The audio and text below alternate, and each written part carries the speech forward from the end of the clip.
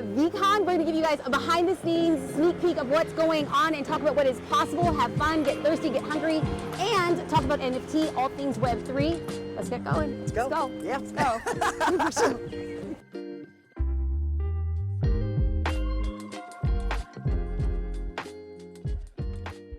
Welcome to another episode of the Jasmine Star Show. We are recording from Minneapolis, Minnesota. You will hear noise in the background because we're just making it work. Our studio, with big air quotes, we're actually on the third floor of a hotel because the hotel said nobody ever goes up there, to which we're like, we're just gonna make ourselves at home. We also, our amazing video team, let's give it up for Hot Dish, got us some rosé. I mean, this is like white glove service. I already said I wasn't planning on drinking today, and 2 sips in. All right, we're gonna get this party started. So by the end of this episode, you're gonna have a guided plan on how to build a DAO for your business. Now, Daniel, welcome back. Oh yeah, thank you. It's like, it's okay, we're just jumping right into it. We're jumping right into it. We're 2 sips in and I'm already forgetting my notes. So welcome to the ever amazing co-host. Okay, so we kind of went back and forth with topics. I mean, not topics, we went back and forth with titles. So one of the titles we had come up with was, number 1, how DAOs can change your business. And then title number 2 was the alternative to raising venture capital funds for your startup. So what I decided to do, we're gonna blend them because we're gonna be answering the same questions in this episode. So 30 seconds in, this is the plan. How to raise money and how you're gonna do it. So let's start there. Right. Let's start there. How can we use DAOs to raise money? Okay, yes. So in the last episode, we briefly went over how it can be executed, but we can go a little deeper into it. Okay. So you could drop an NFT project and the sales can go towards your DAO's treasury. Yes. And first, you're probably gonna want to start a community, right? 'Cause yes. That was, well, we can talk about this later, but you know, as everyone knows, we've been at the VeeCon conference, and I would say like one of the main things they went over was community, but I don't want to talk further about it because I know we're going to talk about it later. So I don't want to dive so too there's deep. 2 things. Yeah. I'm going to be, people say, like, I grew up and my siblings would say Jasmine's bossy. I don't think I'm bossy. I think I'm boss-ish. So as your boss-ish friend, I'm going to ask you to project. Do you guys know, I don't think anybody knows. Is it okay if I tell people what you also do? Yeah, sure. Okay. Daniel is also a professional voice actor. You will probably hear his voice on multiple Nickelodeon shows, and you kind of had a big deal happen rather recently. Do you want to share that here too? Sure, yeah. Okay. I ended up on this game called Multiverses, and it's a really exciting game where a good amount of the IP from Warner Brothers basically ends up in a match. It's like a fighting game, like Super Smash Bros. Okay. So Daniel is not just a brilliant developer and really well-versed when it comes to NFTs. He's also a professional voice actor. So on that note, I'm going to ask our professional voice actor, because I'm bossish, to project your voice so that we can make sure that we're getting over the other voices. So I know it's going to seem a little extra, but I'm like, let's use our voices to hit the mics differently than everybody else who's partying downstairs. But they don't have our rosé. We got to party more than that. That's what I'm saying. I'm like, we just need to be like, let's here, another toast. There we go, another toast. I know. By the end of this I'm podcast, the worst I'm worried. co-host. Okay, so beside that, what Daniel didn't want to talk about, which is we're going to get to in a second, but if you wouldn't mind, I'm going to feed out a little bit. Sure, yeah. One of the things that was the biggest takeaway for us, and specifically for me, was the importance of building a community. And I'm going to have a little bit of a moment of unvarnished candor. When I first started my career as a photographer, I built a community. These were people who would stand in line, drive farther, pay more, pay top dollar, because when you're a part of community, it's not about a single person, it's about what the community is doing together. And then somewhere along the line, and it isn't until I looked back and I started realizing what was happening, I started creating a multitude of different content, and the social platforms started expanding really, really fast. So all of a sudden, the community was half a community and half followers, people who were watching what I was doing. And I have felt the tension between the two. I know it exists. So I have the ripple effect from the community, and then I have a lot of just watchers who are followers. So when I was at this event, I made the commitment with my husband and my business partner that I gotta go head deep and figure out how do I continue to build community? I don't want to be popular. I want myself and a lot of other business owners to be profitable. So when Daniel's talking about building a DAO and building community, we're going to tap right there in a second, but please know that that's coming because I'm in the active practice of having a resurgence of figuring out a renaissance, not a resurgence, a renaissance of figuring out how do I do it in the next iteration. So we talked about last time how you could use a DAO. So you can use, give us a brief recap again, Daniel. Right, so you can use a DAO to basically fund your business. Yes. Like, it's a great way Yes. to raise funds, and we're going to actually get into like the details of what that really means in a few seconds. Okay. But, just to recap what I was going over just a second ago, the way you can raise funds, right? It can be an NFT project. That's one of the most classic ways to raise money for your DAO/business. Yes. And the way that is, and this is a little bit of a throwback to our previous episode, is those NFT sales, they end up in a wallet that is owned by the DAO, right? That's what you call the treasury. The treasury, Yeah. exactly. Okay. And so this treasury, now you can use the money that's in that treasury, you can loan it out Yes. as a crypto loan, and you can gain interest on that money, or you can stake it in pools, which again, that's throwback to the last episode. Yes. You can stake it in pools, and you'll be getting payouts pretty much every day on that money, and love that it. could actually fund your business. Okay, so we know that it's a good way to raise money. In fact, Daniel and I went to sessions. Daniel, myself, another one of our top lead developers, Jamel, and JD. We were like the four amigos. Like we kind of went in like a little micro gang, and it felt really good to just be able to sit down and think, how is this impacting through the lens of a business owner? And so we were specifically choosing lessons or breakout sessions on building community and DAOs. And when we're hearing about what other people are doing in DAOs, they're probably a good 8 or 9 steps ahead of us. But seeing what they've learned, seeing what they've done, we now know it is possible, it is highly effective, and it's really lucrative. So if we know that, who's raised the most? Like, what are we actually talking about here? Yeah, so the DAO that has been the most successful, that has raised the most money, is Constitution DAO.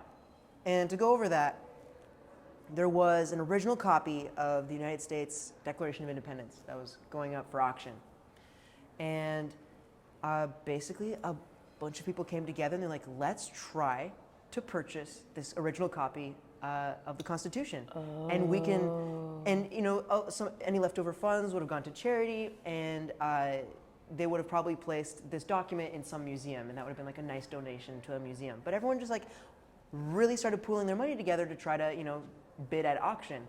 And it ended up being the most successful crowdfunding campaign in history.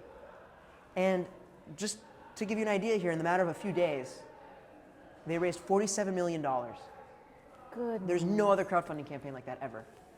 $47 million, but you wrote in our notes, they ended up getting outbid at the auction? They ended up getting outbid in the auction in the end, which was Whoa. unfortunate. But it was in the end, it ended up being more of an experiment, right? We found out that this is a viable way to raise money. Like Web3 scaled up the way we can crowdfund. It was so much easier to actually get all those funds together.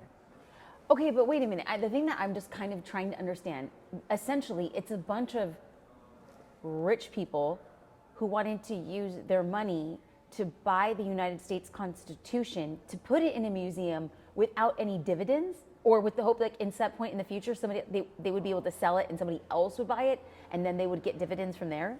So I wouldn't even say it was a bunch of rich people, but definitely there are the whales in every single project, right? And 47 million in Yeah. a couple weeks.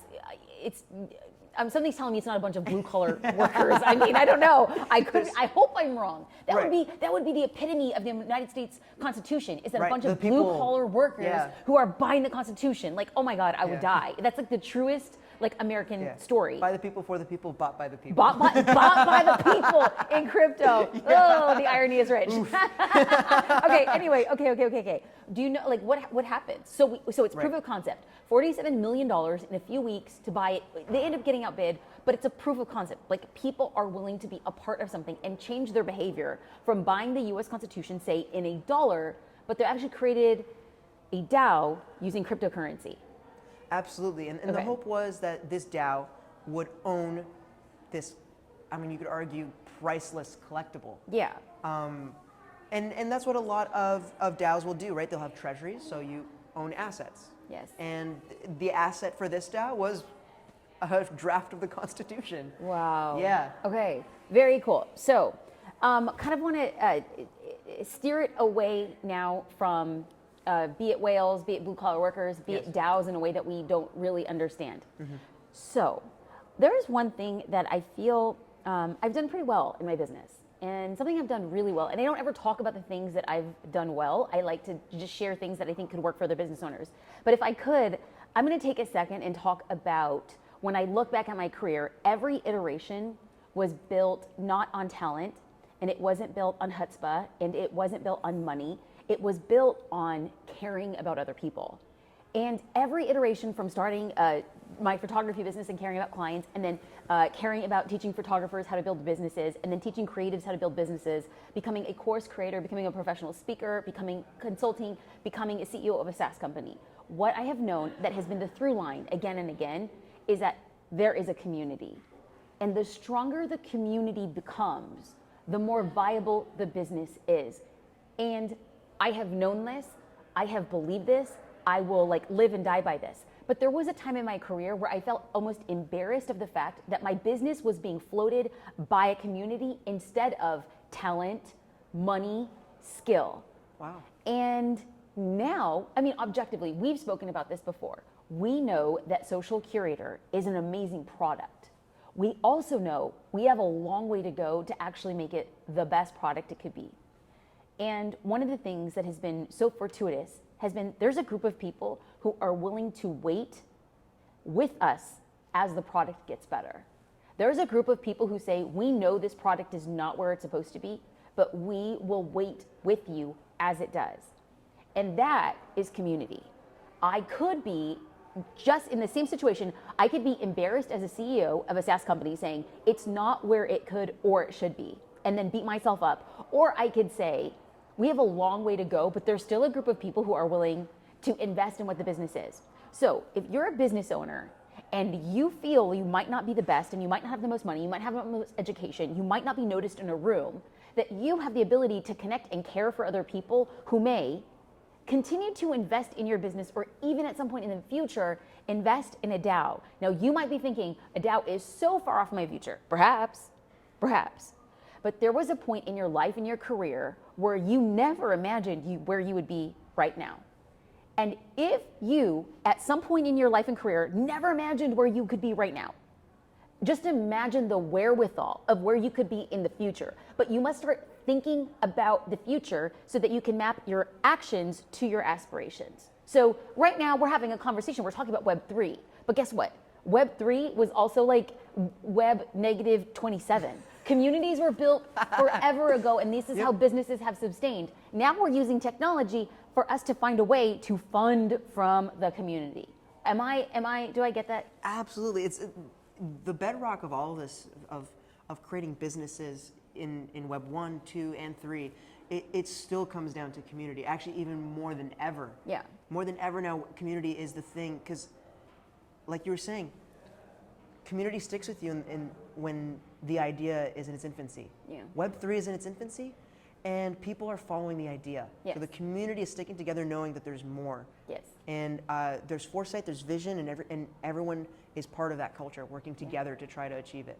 And so one of the things that Rob Dance, okay, this is actually a little bit interesting. So we are here at VeeCon, and I have been able to get into rooms I never thought I would be able to get into, and people actually didn't know how to introduce me.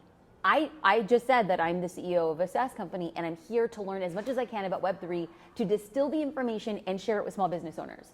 And then the more people I talked to, they started defining my title. They would that's say, always fun. Jasmine is a Web 2 renegade. Ooh. Jasmine is a Web 2 content creator. Jasmine's a creator. And all of those things are true.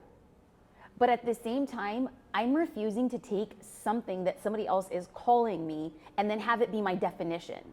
I think it's easy, I think it's safe, but I also think it's super cheap. Because if people continue to introduce me as like a Web 2 renegade, which, hey, Kind of badass. I've been called worse. Okay, I've been called Web worse. 2 Renegade is awesome. But what happens is when you're a Web 2 renegade, people look at you as a Web 2 renegade. And oftentimes in business negotiations and business connections, they look at what you can do for me. And immediately when somebody says in the Web 3 space, she's Web 2, it creates a line in the sand of it's not an equitable relationship. Which is fine. In fact, just today, I'm about to shut my computer. I'm about to shut my computer. Spilling the tea. I am spilling the tea. I'm going to shut this for a second because this morning I was invited to a Women in Web3. It was invite only. I wasn't on the list to begin with. I actually got the invitation yesterday. Wow. Okay, so we spoke about this yesterday. I was like, guys, I got invited to this breakfast, or maybe not yesterday, maybe 2 days ago, a couple days ago, I was invited to it. So I wasn't necessarily on the hot list. So that's fine. I'm like, I'm gonna go. Except last night at dinner, we were sitting with you and I was like, guys, I don't think I'm gonna go. To which Daniel, a fellow introvert, was like, you have to go. Mm-hmm. Daniel forced me to go to this event. So I said, okay, I'll go to this event. So Eva Longoria and Huda of Huda Beauty were the guests. And I thought that they were gonna speak. So I said, I want to go and I want to learn from these really amazing women who are using Web3 in their businesses. So I went and I didn't know anybody and I didn't know how to jump into a conversation. So I kind of hung out, I served myself coffee, and then I just kind of sort of waited. And eventually I was able to get introduced to a few people, but I was in the room and everybody, when you're talking to somebody, their eyes were never on you. They were on. Looking somewhere else. They were looking on somewhere else. Right. And so I thought to myself, I don't think I belong. I mean, maybe I belong in the room, maybe I don't, but I wasn't made comfortable in the room. And so I want to take this second to remind people that they are going to be in rooms where people are not talking to you. Like they're talking, but they're not talking to you. And when you're in that position, you have the decision to choose to tell yourself a story. Because the event was from 8:30 to 9:30, and then we were gonna grab breakfast after. And I thought to myself, I wanna leave. Like 7 minutes in, I'm like, I'm out. This is not my place. But I forced myself to stay there 55 minutes. And then the story I told myself was, I'm going to come back. And when people know who I am in that room, I will make sure to talk to the person who's nobody's talking to. Because the one person who actually went out of her way to talk to me for like a few minutes, I thought to myself, I'm gonna follow up with you. You're gonna be somebody that I'm gonna connect with. We're gonna come back to this. Because the person who pays attention to the one person on the periphery of the room is the start of the community. So I wanna remember always what it feels like to have people look right through you instead of talk to you, because I know, Daniel, I'm coming back. I'm coming back to this event. Maybe not next year, maybe not in 2 years. I'm coming back to this event and I'm gonna be speaking. I'm like, just name it and claim it. Why? Put it out there. Put it out there. It's like you have to see already where you're going. So on that note, when somebody says, Daniel, what's community? How do you define that? Definitely. Real quick before I get into that, I just want to comment on what you just said. Because first of all, I hope everyone replays that real quick. Because that, everyone's going to listen to that like 3 times, 4, 5 times. Thanks, Phil. But yeah, it's like when you're in a room like that and it feels like, man, I shouldn't be here, or I'm not really loving it, or I feel like I'm really not meeting anyone, or people are not interested in me. And you walk away with even one connection. You made one new connection that day. And that could be priceless. That can be something that leads to another connection. Right. It just reminds me of even last night we were in the lobby, Jamel and I, the other lead developer at Social Curator, and we were sitting there and we were talking with a few people from another NFT company. We were just, kicking it, and it was an okay time. We were having a good time, but it was an okay conversation, and it was just like it was okay. But then just being in the lobby around other people that were at the bar, we ended up bumping into another person, and that was like the connection of the night for me. Like that was like where I was like, wow, this was really worth it. I bumped into someone today that I wouldn't say like changed the direction of my life or anything like that, but where you can feel really inspired coming away from that conversation. And I can say that's how I felt after that conversation. I felt really good. And I think that's a win. If you're able to walk away from a networking event and you've got even just one more thing in your pocket after that, it's a total win. Okay. Yeah. So I spoke about the one person who I was able to chat with today at breakfast, and you were able to talk about to the one person that you talked to at the bar last night. How do you define community? Yes. So community to me is a set of people that are going to stick with you through thick and thin. they're going to see, like, for example, let's just say social curator goes down, which that's bad. Spit that out of your mouth right now. Like, just throw some salt over dead body. Throw your salt over your shoulder. Like, knock on some wood. Do a rain dance. No. Okay, but if in the case, like, okay. The social curator site is down, right? Yes. And no one could log in. Yes. And everyone's like, this is ridiculous. I can't believe it. Social curator site is down. I can't create captions. I can't use the quick drafts. Yes. I'm going to name every single feature that I don't think people use enough. Okay. And it's going to be the people that know Jasmine Star. It's going to be the people that know social curator. It's going to be people that know where the brand is going that are going to be understanding. The people that are part of the community. It's not going to be the people that are quietly looking from the sidelines, right? And this always makes me think of that quote, the man in the arena. Theodore Roosevelt. Thank you, yeah. I was going to say, I can't remember who says it, and I can't remember it word by word, because it's also a really long quote.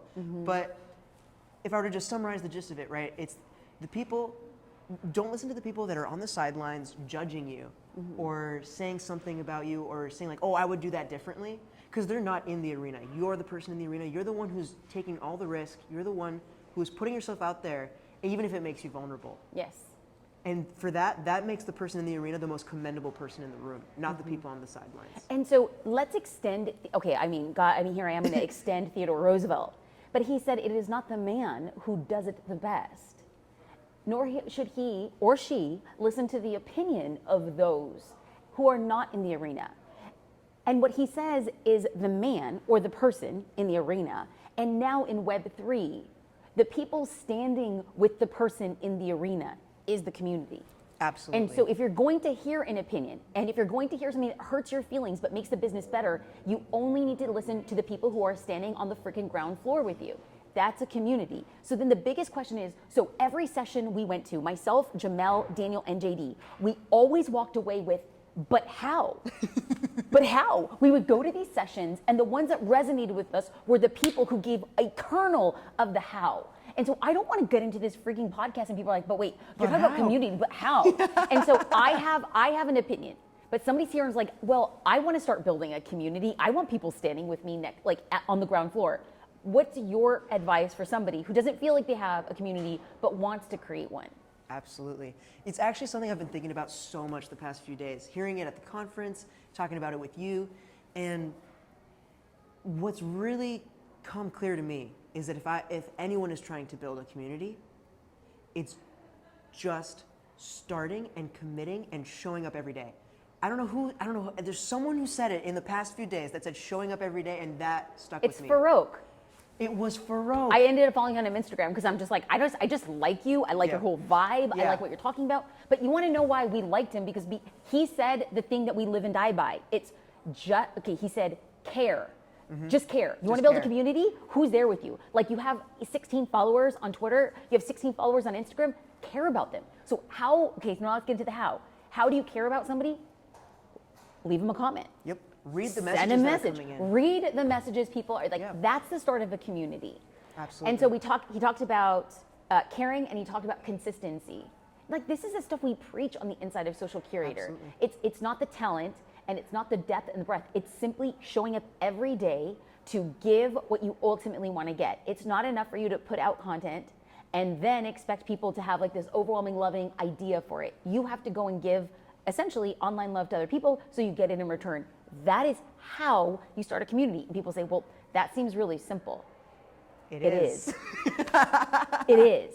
It's just the work. It's the freaking work. It's the work. It is the work. It is the work. It is the work. And what holds, and this is from the conversation at the bar last night from that man that I felt really inspired me. It's the fear of starting that holds everyone back, or that keeps people from being consistent. So it's always, I could start a community, but I mean, what if people really don't like what I put out there? Or what if people don't feel I'm a good leader? Or They won't.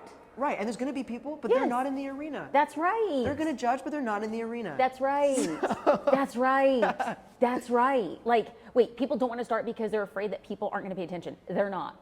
And then they're afraid to start because people are going to have an opinion. They are. And then you don't want to start because people are going to have an opinion about your leadership. They will.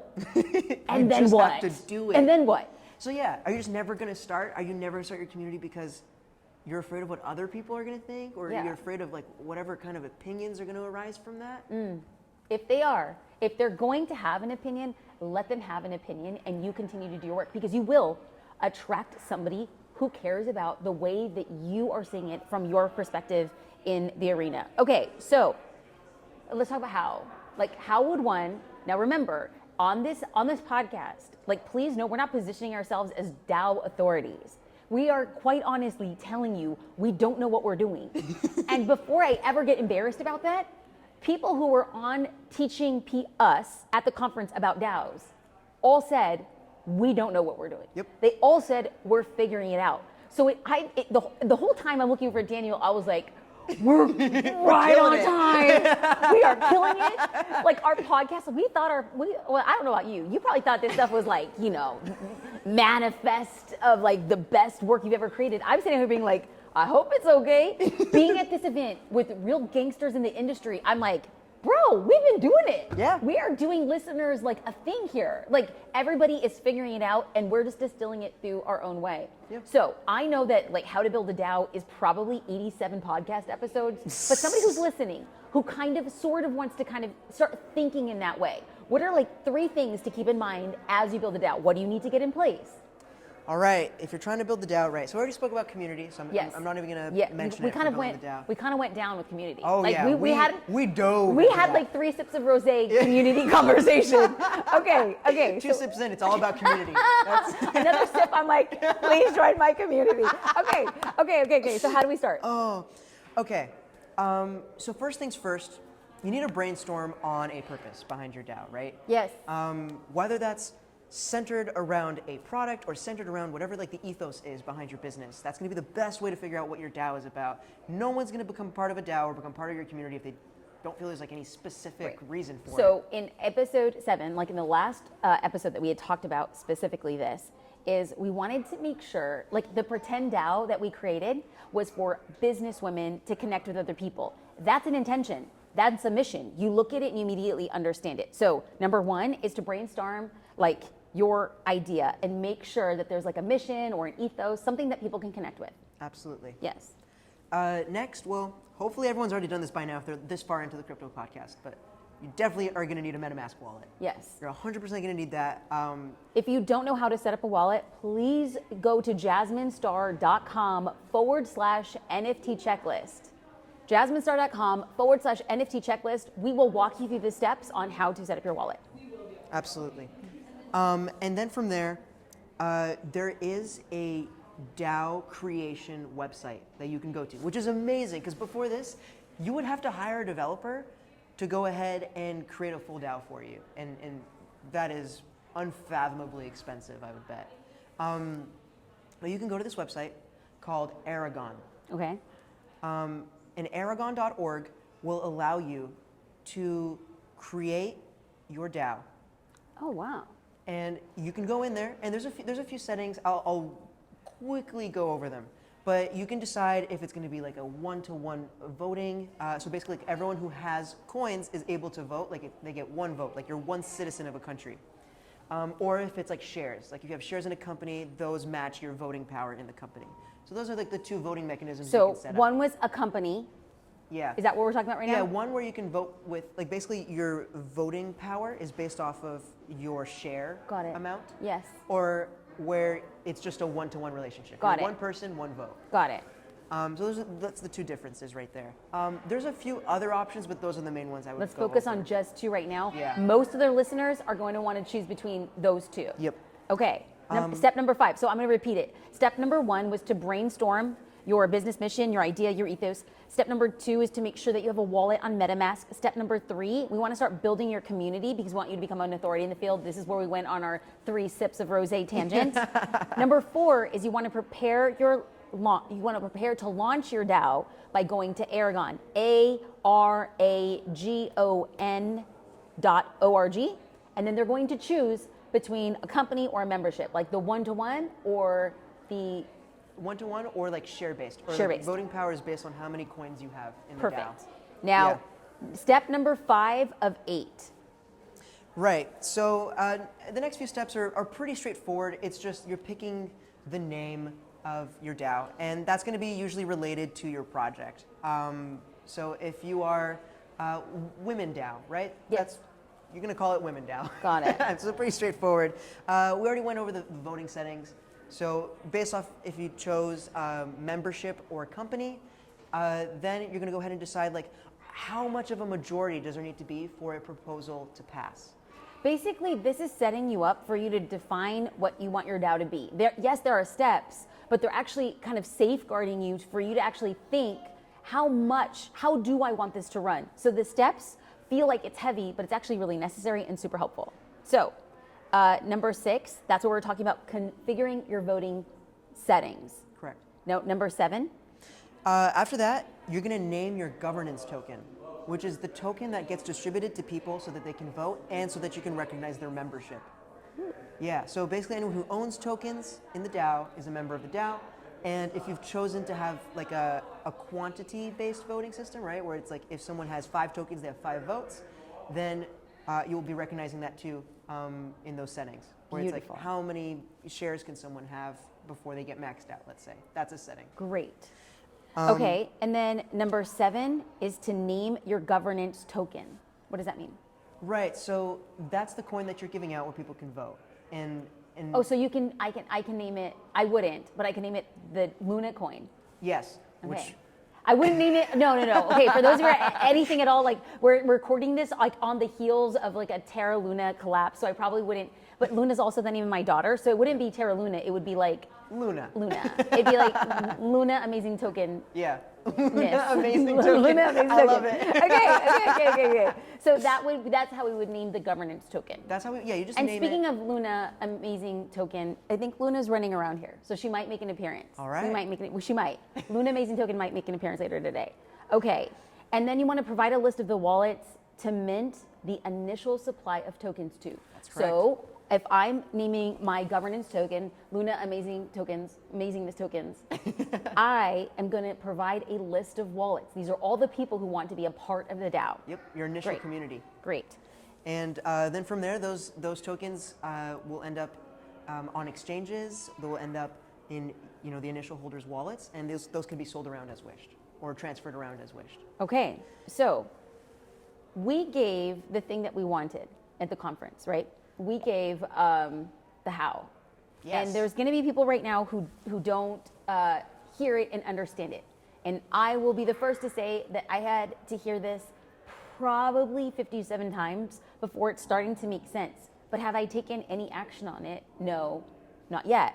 I'm still trying to learn. I would never jump into something without understanding, number 1, how does it impact the community? If I make an ask of somebody, I better sure as heck get out, what is my intention? What's the ethos? What's the mission? What do you get on behalf of being a part of the DAO? If I had ever started a DAO, it would only ever to be 51% of whoever is in it, or everybody who's participated should get 51% of the benefits. If we have a DAO and you are in the 51% of the upside and I'm on the 49, we're both winners. I don't want to be 50-50 winners. I want to be 49-51. So far before I could ever get to that point with utmost confidence to say I'm going to deliver on the thing I'm going to deliver on, right. I better sure as heck do some work. And if people are wondering if I'm going to start a DAO, I have 0 plans. But you want to know what? I didn't think I was going to become a photographer. I didn't think I was going to become a speaker. I didn't think I was going to become a CEO of a SaaS company. And here we are. Yeah. Hey! Okay. So we are at the end of VeeCon. Yes. So you'll hear like people kind of like downstairs and they're ready to party, but we're having more fun. What is one of the biggest takeaways from the event? Absolutely. For me, I know we went on a little tangent earlier, but We did. It was, for one thing, I think a big thing is also, I think people get in their own way. I think people get in their own way a lot. I think I get in my own way a lot. And if there's one thing that, which is funny, it's not something I'd expect to get out of a tech conference or an NFT conference, is that you have to get out of your own way so you can succeed in anything. And I don't know why, but for me that came in the way of a DAO project, right? It's like if you want to start a DAO, you have to pull the things out of your brain that are holding you back they're afraid of judgment, that are afraid of being part of, like, because there is a cringe culture around this, right? Like there is a stigma around crypto. There are people that if you say, oh, I'm into crypto now, they'll be like, oh, I can't believe that's happening, unfollowing, and there is that stigma. But you can't let that hold you back. I mean, there was a stigma around email when it first came out. They'd be like, why would I ever use email when I could send a letter? Or why do I have to get an expensive computer? That's so weird. What a bad decision. There was definitely judgment around every new innovation and every new leap forward in any kind of technology. So, first things first for me, out of the whole conference, it's been getting out of your own way and about having the confidence to move forward and achieve the things you want to achieve. So, like, for me, that was like what Farouk said, which is you have to show up every day. You have to show up every day and do the things that might even feel uncomfortable. You have to get used to being uncomfortable. And for me, and like you were saying, I think we're both introverts in this way that I'm pretty sure I hate meeting new people when I'm like just networking in places. But it's like part of me is like it's almost like there's like a third hand behind me that's like pushing me forward, like go talk to that person. but then I'm happy for it in the end, right? Because I met someone new and I learned something new from that person. So that's the first thing is you have to get out there and push yourself. And the second thing is don't be fearful. Definitely don't be fearful. That one just stands on its own. And third, build a community. If you're trying to do anything in business, you have to build a community. I've heard about the rise of social creator. I've heard that from you. I've spoken to Jake, our CTO, about Dubsado, and I've spoken to Becca, who's the CEO of Dubsado, and hearing everyone's stories, I'm starting to see it kind of come together now that there is like a common narrative for every success story that I hear behind a business. It's like I was doing this, and then out of that project, something else arose. Ooh. Yeah. Ooh, someone's preaching. Those three things I couldn't agree more. I also hear Luna yelling. Hang on 1 second. Hang on. Hey Jay. Please stand by. Hey Jay, can you bring her up? Okay, so we're gonna bring her up because I think that's like gonna be like the truest way to close this episode. Absolutely. I mean, oh man. Okay, so with a crescendo. Like quite literally because she yells a lot. So the biggest takeaway for me was years ago, like almost a decade ago, JD and I went to our very first South by Southwest, and I told you and Jamel, it was just the two of us. So we're in Austin, Texas, and we were trying to figure out our path and what to do and how to learn and how to consume. The biggest takeaway from this event is being able to dream and build with our own little gang. Like, I want to go all in. Hi, baby girl, come here. Hey. How you doing? Hi, Luna. Abrazos para Daniel. Abrazos fuerte. Hi. Abrazos fuerte. Big hugs, big hugs, big hugs. Come here, baby. Come here. Siéntate con mami. Okay. So, a good way to end it is I never in a million years imagined the ability to come with JD and like Luna and do something. And then the fact that Daniel and Jamel are here, I just think to myself, what a cool opportunity to get out of my own way, like you said, to step into it away from fear, and then to continue to build a community. So the biggest takeaway was all of your takeaways, but the coolest thing is like it feels so good to do it with such a small group of people, to be like, get on board, like let's go, let's figure it out together. So for those of you guys who continue listening and tuning in and having a good time with this conversation, and for those people who equally pass on by, I never look at it as a declination of what we believe. I just think if it's not now, it's coming soon. Absolutely. So being here in Minnesota has been great. I'm looking forward to creating more content around this and figuring out a way for business owners to use it. That's right. That's right. Are you excited to be here? Yeah. Yeah. Okay. Thank you for listening to an episode and watching an episode of the Jasmine Star Show. It is an honor, it is a gift, it is a privilege to continue creating with Daniel, Same here. with Jamel, with JD, with Karina, with Luna, watching in the wings. I look forward to future episodes. I hope you have a good one. To get caught up on our journey, it's jasminestar.com/NFT checklist for a free checklist, videos, tutorials, worksheets, all the goods. Take care, Elle. Bye. Thank you. Say bye. Bye.